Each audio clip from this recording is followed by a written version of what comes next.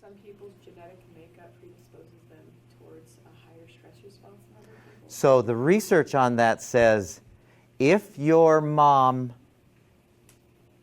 not genetic but congenital, if your mom had a stressful pregnancy, you might have a greater disposition towards stress, where things might more easily rouse you in a stress-related way. Yeah.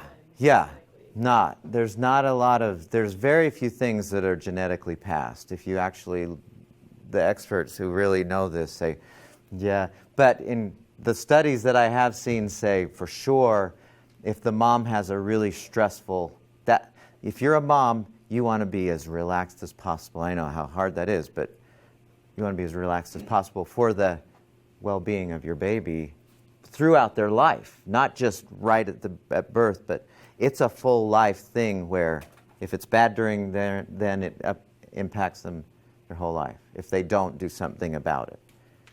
That's a great question. So adding to that, I had a major traumatic event happen during my second pregnancy, and I don't know if this is factual, but I have a theory that this child has ADHD, and I feel like maybe he's more high-strung because I was... Very well could. And I hate to say that because as soon as you say, well, I can't help it, it's in my genes, then you suddenly are a victim to whatever that thing is. And if you can't,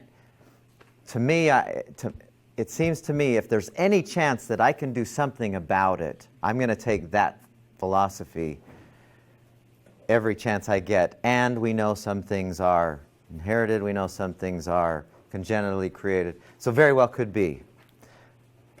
Okay, so let's continue with this. I don't know, does that help answer your question about the immune system? Kind of. We have what we call autoimmune diseases. Yeah, and it's interesting that 100 years ago there was no such thing.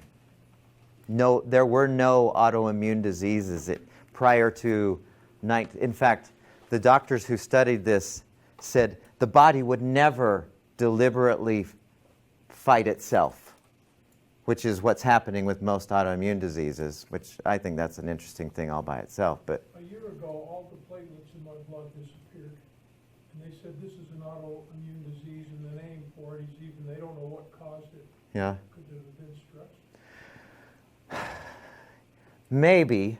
It might have been diet related, it might be stress related, it might be some chemical in the food that you're eating. I mean, there's a lot of different reasons why we have autoimmune diseases. There's not just one thing.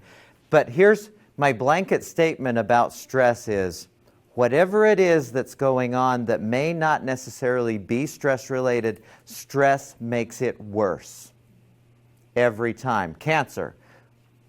I wouldn't say that cancer is caused by stress, but in every case, and the people I've known or I've worked with who have cancer, one of the things the doctors are telling them, you got to keep your stress.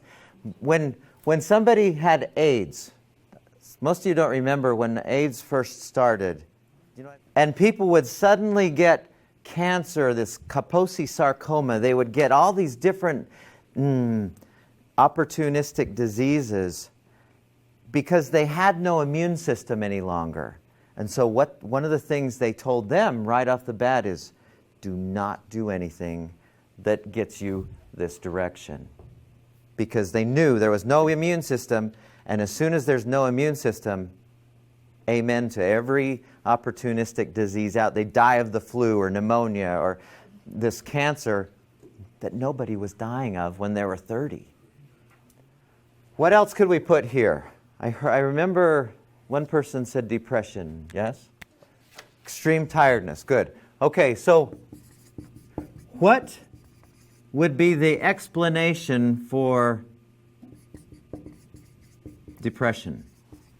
When somebody goes, and this is, people hate me to say this, but this is still, I still contend that this is the case. There's a lot of variables that are associated with depression, no question about it.